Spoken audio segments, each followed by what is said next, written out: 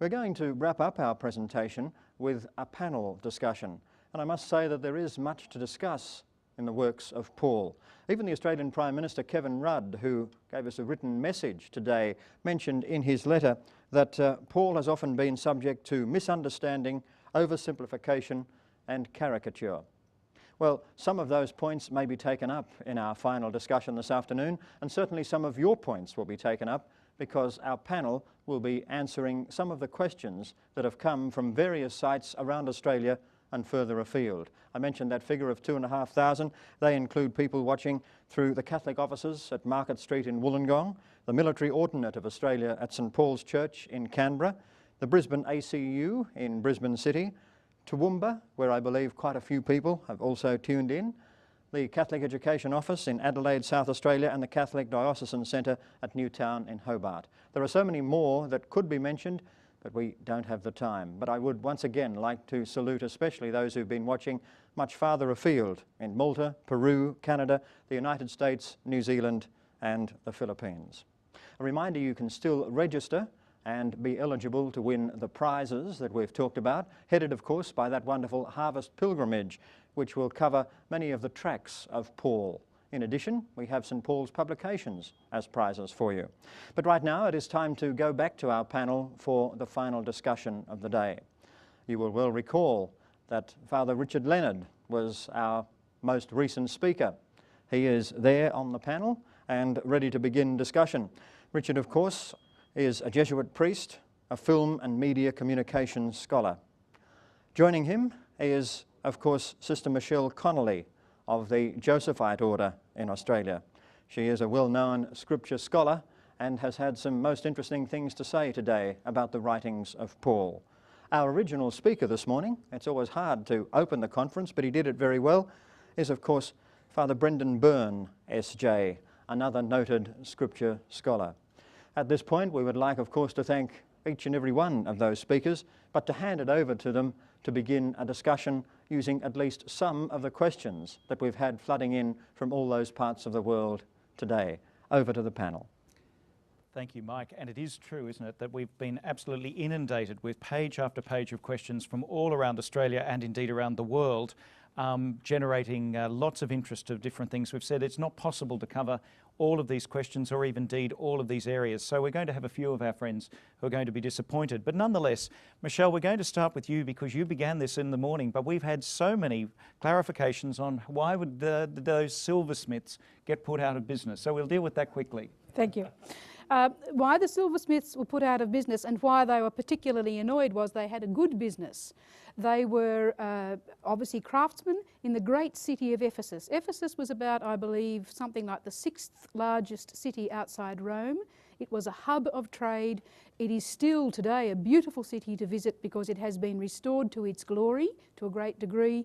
It had a magnificent temple there, one of the largest in the ancient world, a temple to what Paul calls here Artemis. Some of us know it by the name, the Roman name Diana.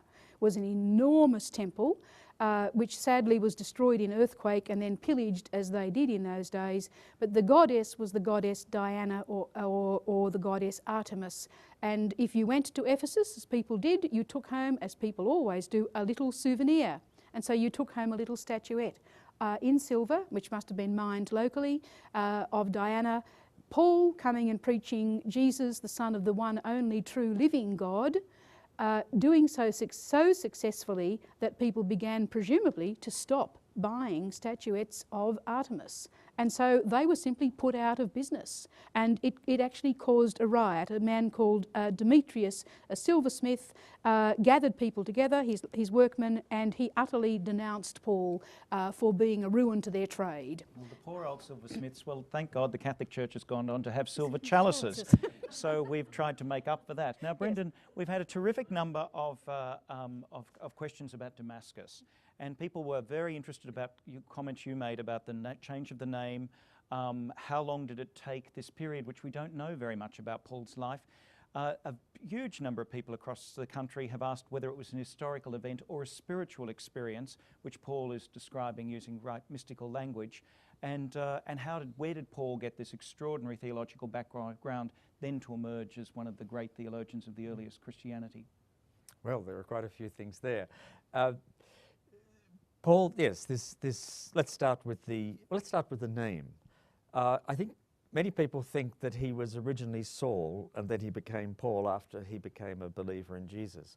But I think more recent scholarship would say that it was a double name that he'd had all along, that his family, as Acts suggests, has Roman citizenship, so that his Jewish name would be Saul, because that's the name of the great Jewish king, but when he was dealing in the Greco-Roman area, he'd use a Latin name, Paulus, which sounds very close to that, well, except for the initial consonant. So he's, depending on the milieu he's in, I think he's operating between both. And in the Acts of the Apostle, he's Saul early on, but he becomes more and more, he becomes Paul as he moves out into the wider Greco-Roman world. So that's to do with the name.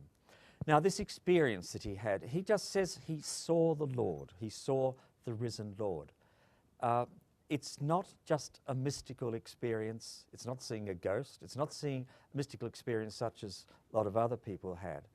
I think Paul makes fairly clear when he gives that list of resurrection witnesses, an extremely precious list that we have in 1 Corinthians 15, that there was something unique about this. This was seeing a man who had died, raised from, this was seeing him alive. And Paul seems to sort of sign off. He is the last. More than 500 people at once saw the risen Lord, but he's the last cab off the rank, so to speak. That's where this experience ends. We don't really know, I think, how to describe what it was, because Paul doesn't actually go into great detail about it, except for the fact that he saw the risen Lord. Now, we do get that he went to Straight Street and was blind, and I think that's what some of our questioners are interested in. You know, to what degree should we take that as literally true, or is it a metaphor? Is it using mystical language about coming to an insight about who Jesus was? Well, I think what's important there is St. Luke often, when people have an extraordinary experience, he then tells the story about someone else having a corresponding experience and then brings them together. And when they share that experience, revelation takes place. Now, Paul has this, as tells in Acts, he has this extraordinary experience of seeing the risen Lord, but he's blinded. He doesn't know what to make of it. Then Ananias, this faithful disciple, with great fear and trembling, is given the mission to come and baptize Paul and interpret it for him. So the two things come together in a way, I think, that is extremely attractive. It's very like the Peter and the Cornelius stories that come in the almost immediate following chapters, where they both have a kind of a revelatory experience, and they are both brought together so that Peter comes to understand, for example, that they really may preach the gospel to the Gentiles. Yes, and say the disciples on the way to Emmaus, they have that experience of the risen Lord. They go back to Jerusalem and they say, we've seen the Lord. And they say, oh, so have we, so to speak. Bring it together. Yeah. Now, we do know historically that there are these years we don't know very much about in Paul's life. Would you like to say more about that? Yes. There's a whole decade from, he does tell us a little bit early in Galatians about those first few months and years. And then there's a period of really a whole 10 years up till about the year 49, when we're just told that he was sort of in Syria and Cilicia, that's his home region, presumably preaching the gospel, probably somewhat under with Barnabas, another leading disciple, as his mentor. Paul, in some ways, he was still, in a sense, even though he'd had that extraordinary experience, still learning his trade. His understanding of Christ and his understanding of his mission in some ways took a long time to incubate until it kind of took off at that experience, I think, at Antioch, described in chapter 2 of Galatians, when he became his own person, so to speak, and went off more independently. So I think some people I've talked to about this, they find it somewhat consoling that Paul's understanding of his specific vocation and his Christian life was something that developed. It wasn't just all in a flash. In a flash, which is often the way it can be presented, isn't it? That he Yes. was, the clarity was there, but in fact discernment can take a much longer time. Now moving on, because we're going to have to, we've got so many, all right. Michelle, just Oh, one. I was just wanted to say that it would seem to me again to make sense that Paul, who was so steeped in his Judaism, educated and a Pharisee, who would have understood the Jewish scriptures in a particular way, then to be confronted with Jesus crucified and raised, and to see that God in fact had a larger purpose, and that God was acting for this purpose right now in Paul's own life. Paul must have had to review his whole understanding, and it really would have reconstructed himself as a person. And that's not something that you can get the concept, Yes. but you can't take it all on board and reconstruct yourself. And he says himself, I've become a new person in Christ. I'm a new creation. That's great. Yes. Now, Michelle, there are a number of young women, especially throughout Australia, who have found what you had to say about Paul and women really helpful, very helpful indeed. But they want to hear some more, and that is particularly about the women deacons that Paul refers to, and whether that has any claim then on the diaconate being opened to women in the church today. A number of different places, particularly young teachers in Catholic schools, and indeed their students, senior Catholic students who are with us right now, want to know what are the implications of these women deacons for the life of the ministry of the church right now. I thought that would happen. What I can say is, you know, the word which is used is the word diakonos, and it's a word that it means help. There's a whole range of words, a noun and a verb, and they mean to help or to be of service. You know, when Jesus says that he's come not to be served but to serve, that's the word that he uses, and he really does mean to assist or to serve. It's very possible, I would think, that what Phoebe does as a deacon, it's clearly recognised as a role, but she really is helping that community. Perhaps she's helping them because she's a woman who's probably a businesswoman, and perhaps she has resources. In other words, what I'm saying is that word deacon in the first century doesn't necessarily mean exactly the same as deacon means now. I'm not saying that there should not be some thought or some arguments built, but you cannot collapse the two terms. And it's always very important when we're reading Paul to realise that he is at the very, very beginning of a very new experience, long before the church is organised in the way with which we are familiar. And we, on the other hand, live at the end of 2,000 years of history as we have evolved in the spreading of Christianity around this planet and the necessary evolvement of the organisation within the Christian community of the church. Now, that's not an organisation that is completed. We are going on. And we may need to come back and to look at some of these texts, but the words are not exactly identical in their meaning. The office isn't exactly organised as it had. And yes. that's the issue of the pastoral epistles, isn't it? That where we get much more of a structure emerging. Yes. A Yes. few people have mentioned about the imminent return of Christ and how important that was.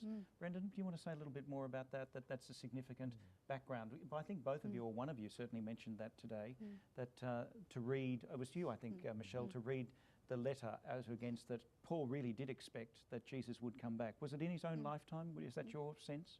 I think early on, one of the things I think we note with Paul is as we read his earlier letters and move, say, the first letter to the Thessalonians and move on to one of the more mature ones like Romans or Philippians, we can see an evolution, especially in his understanding of what's going to happen at the end of days, so to speak. Even in the very early 1 Thessalonians, he's got to deal with the problem that some of the community have died. And people are very distressed about this. They think that if you don't survive until Jesus comes, that's goodbye. You've fallen out of salvation. And Paul has to deal with that and say, no, the living and the dead will both be taken by Christ into his risen existence. But you can see a shift in his understanding from, I think he himself expected that he would still be alive when Christ came back in his earlier letters. By the time you get to 2 Corinthians, I think he's understanding that his own apostolic life, as Michelle was pointing out, is so perilous, so fraught with dangers, that he's likely to be killed before Jesus comes. But he's sort of accepted that and understood that he will go through this process of resurrection as Jesus does. But the point he's constantly making, as he personally accepts that, is that this time of waiting for the Lord is not just sort of dead time. It's not like waiting for a bus that's late on a station. This is sacred time. And as the church evolved through the first century, you can get this time of the church, which was this time of waiting for Jesus to come, which got longer and longer and longer. So this sense that this time is sacred time. That's why Luke, for example, has to put beside his gospel the story of the church, the Acts of the Apostles, because he's saying this is part of the story of salvation. And one of the wonderful things about the Acts of the Apostles, if I might just say, is that it's so open-ended at the end. It just finishes bang. And I think Luke is saying, you're writing the rest of that story. And so we are still today. So they gradually adjusted under the influence of the Spirit to the fact that Jesus wasn't in fact going to come back the day after tomorrow. Someone mentioned, because I talked about the Areopagus and the speech in Athens, and someone pointed out that in fact his ministry in Athens wasn't a success, and they wanted to hear more about why do biblical scholars think that why wasn't Paul a success in Athens, and yet he was in Corinth. So do we know what went wrong in Athens? Why I made that remark, and it's because we don't hear of an early Christian community, or we don't hear of Paul writing a letter to Athens the way he writes to the other communities.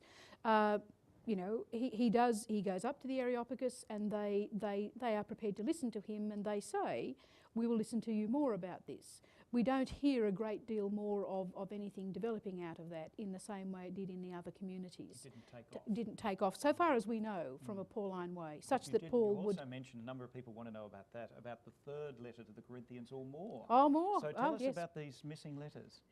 We think there are as many as perhaps 5 letters. Paul refers to the letter I wrote to you. There's a reference to a letter with tears.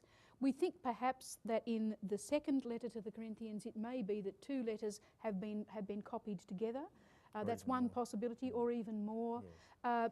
Again, we live in a time that is very careful about who wrote what. Authorship is very, very serious. We know about people being sued for representing, their works or somebody else's works as theirs. They didn't know about Wikipedia. They didn't know about Wikipedia. What a shame, Paul could have. Yes. Most high school essays come from Wikipedia. Yeah, I think and some more doctoral dissertations, I'd say. But what they did was, because paper was very expensive, they copied on papyrus and things, and was very expensive to get it done because it was done by hand. Communities, what happened, my small understanding is that Pauline communities in particular, who heard that somebody else had a letter from Paul, would send a slave, a very expensive enterprise, an educated slave, to make a copy. And you didn't waste paper, so you would put 2 or 3 together in the one document. And at some point it's very possible that for brevity's sake they lop off the conclusion of one, lop off the blessing at the beginning of another, and meld the 2 together. But also some got lost. That's happened in 2 Corinthians. That's the best explanation of 2 Corinthians I've ever heard. Oh, Brendan, isn't that? Well, in the glow of that, let me say this. Brendan, there are a few people have written in and said that they've heard about an apocryphal work, they say, which is the Acts of Paul and Thecla. And tying in again, Dan Brown made this terribly popular, that the church suppressed these documents and, that we don't like them because they tell another story, another version of Christianity. And here's one that seemingly has Paul with this extraordinarily strong, who we know existed, didn't we? There is a woman called Thecla who was a very strong early Christian leader. Yes, this is not my period really, this early 2nd century, these documents. I think a lion appears in this story too, that they meet a lion, and so there are sort of aspects of it which illustrate the legendary, perhaps the legendary aspect of this. It's in that document that we get a description of Paul as a small man, rather stockily built, with a piercing eye and bald. The kind of picture you get, the portraits of Paul that later come in Christian iconography come from that. And they go on the most extraordinary travels, and Paul is, Thecla is not exactly his wife, but his sort of female companion, and this but I really shouldn't perhaps say too much more about that because I haven't read that Except there's document a for a long delicious time. detail even in the last 24 hours about the catacomb, isn't there? About Well, these bones that yes. are reported to be the Apostle Paul's. And also in that same catacomb, I just read in Which the is the Civitorium catacomb Romana- of Thecla, Of isn't it? Thecla, yes. That they've just uncovered through laser an image. It's on the internet actually, you can get it, of what is considered to be the earliest depiction of St. Paul in art, the late 4th and We 5th hope he's century. short and stocky. He is. Yes, Is and with a thorn in very his flesh somewhere. pointed beard. Now let's leave the thorn in the flesh. We didn't get a question We didn't about get the a thorn question in on the that. flesh, No, isn't thanks it? be to God. Yes. Yes. Could I say a little word about this apocryphal literature John, briefly? go ahead. Just to say that sometimes I think we lose the sense that Christianity, because it was a new and an exciting in some ways or exuberant movement that raised people's hopes, there was an enormous range of writings that came out of that early experience. But the Christian community over time, and it did take time, selected writings that I think they found from experience, enabled people to live life, Christian life in a way that was steady and authentic and holy. And some other writings eventually began to be discerned by the Christian community as not helpful. And particularly things that were somewhat legendary began not to be used. And the kind of writings, I suppose, associated particularly with Gnosticism, that sort of said that life in the body was something to be ashamed of, and the big thing was to get up into your head and into the spirit and get away from the body. Yes, Whereas the church firmly plumped for the incarnation. Yes. You know, In the body yes. and in the world. And In the having world. said that, Yes. I've been taken to task by one of our correspondents for being a little too affirming of the world in my presentation. And so they were a little worried about the consumerist society and that I was canonising our mission to it a bit strongly. And they actually said, or they suggested, that I was probably extending a little more than Paul would about affirming the world. But I actually don't think I am, and I would like to be corrected if I was wrong, in the sense of that Paul is about affirming the world and that we're in the world and we have to change the world. And was I overstating, was I going too far? I don't think so.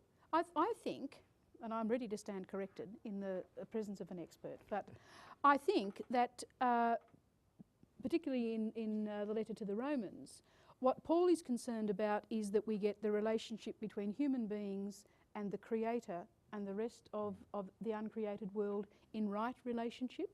And what he is concerned about is that human beings can turn the uncreated world into things that we worship as though it were God, and we turn them into idols. And what happens then is that everything gets fractured in our relationships because we don't worship God properly as God, and we overburden all of the world with the expectation that it can be God for us, which it can't. And that's the setup in the early part of Romans. And I always find it interesting that at the end of Romans, at Romans 8, where Paul ends a big part of his argument, they glorious him at the end. Exactly. And what he says is, he actually says something like, "Who shall come between the love of God made present to us in Christ?" And then he lists off a whole lot of things that could be part of the world. Shall this, shall that, shall all the other things? No, nothing will come between us, because he's had a whole argument to show that Christ, living in our condition authentically in relationship with God, has re-established the right relationship between those three elements. Sacralised the world? He has sacralised the world, is one way to say it. Brendan, did you want to say anything about that? Yes, I think, as from my talk you would see, that Paul has this very profound and radical sense of sinfulness, of human alienation from God, but because I think people who've undergone a very deep conversion do usually plumb the depths of human sinfulness and alienation. They can do that because they have such a strong sense of being held by God's grace. You get that in St. Augustine, you get that in Martin Luther, you get it in Ignatius Loyola, John Wesley, you get it in a lot of the people who throughout Christian history have had a profound conversion. And Paul has that. You've got to hold sin and grace together. But what he's really calling for in terms of relation to the world is discernment. And I just want to read out two long verses from the start of chapter 12 of Romans, where he's talking about this. I've expounded to you the gospel, how now are you to go on living it? And I think this is wonderful. I appeal to you, therefore, brothers and sisters, by the mercies of God, to present your bodies, interestingly, as a living sacrifice, holy and acceptable to God, which is the worship you owe as rational beings. Got to use our heads. Do not be conformed to this world, but be transformed by the renewing of your minds, so that you may discern what is the will of God, what is good and acceptable and perfect. So it's a call to discernment. We can't go out from our bodies, and our bodies are what join us to the world.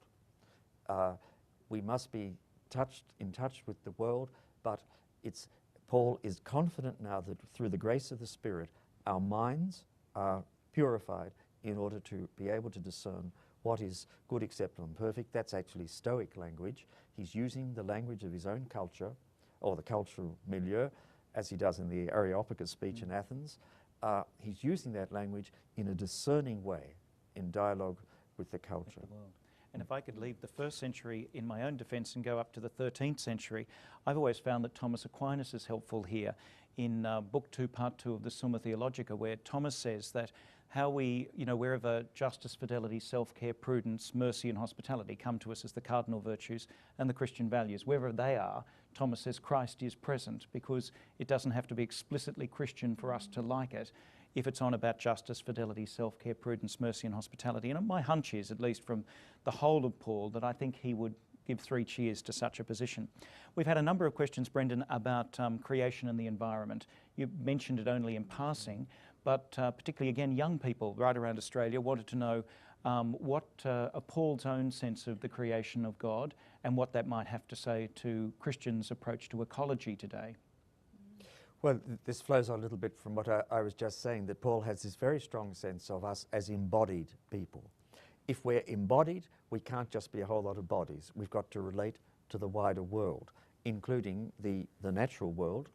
And I really think that Paul gets a very good tick here, because in this chapter 8 of Romans, which is everyone's favourite chapter of St. Paul for various good reasons, there's this reference to the sense of creation groaning. And that can be interpreted in various ways. It's groaning in hope, but it's also groaning a little bit. There's a sense there that in my particular interpretation, that Paul can be interpreted as saying that when we let what I would call the sin story run in the human life, the story told in Adam, where human beings are relating to the outside world in an exploitative and self and destructive way, because exploitive, that redounds ill upon the created world, and which we would call the environment. When, on the contrary, human beings respond to the grace story, which leads them into a contemplative aspect rather than an exploitative aspect to other persons, to the natural world, and of course ultimately to God. The grace story that redounds positively on all our relationships, including that to the natural world. So I think personally that you can get a very good theology of the environment, if you like, out of Paul. Because of right relationships. Because of right relationships, yeah. Now this is a big one, and we're moving toward the end of our time, and it's maybe too big to do it justice, but we had a terrific number of inquiries today to say a little more on the relationship between Christianity and Judaism. Particularly, are the Jews, do they remain the chosen people? To what degree was Paul the articulator of the difference between Judaism and Christianity, and when does it emerge? I think there was still a lack of clarity for some of our listeners and some of those who have been with us today about just when Christianity emerges and what Paul's role is in it, and the relationship then between the old law and the new law. So it's a big question at the end of the day. It's a big question at the end of the day. I will start by saying we have to be careful, because we live in a world where Christianity and Judaism are two long-established religions. We tend to imagine that this is how they were from the very beginning. But it would seem that it took some time for that separation out to happen. That Christians from outside were perceived for some time as being just another form of Judaism.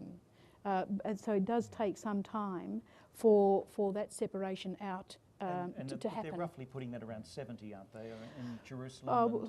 Well, 70 is an important year because it's the year when the temple in Jerusalem is destroyed. It's very significant for Jewish people. It is also significant really for Christians who see themselves standing absolutely, as Paul would say, that he always sees himself as a Jew who now believes that the Messiah in fact has come and that Paul actually knows the Messiah crucified and raised. And so the loss of the temple is a major historical event because this was where the presence of God was believed to dwell.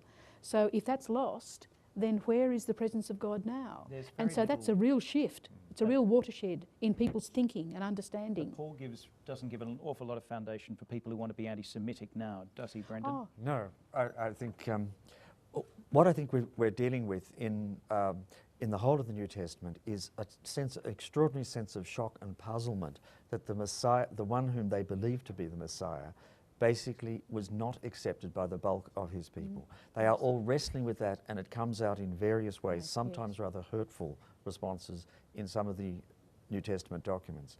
But Paul would always, 3 times in those latter chapters of Romans, he expresses his anguish about his people. He calls them my brothers according to the flesh.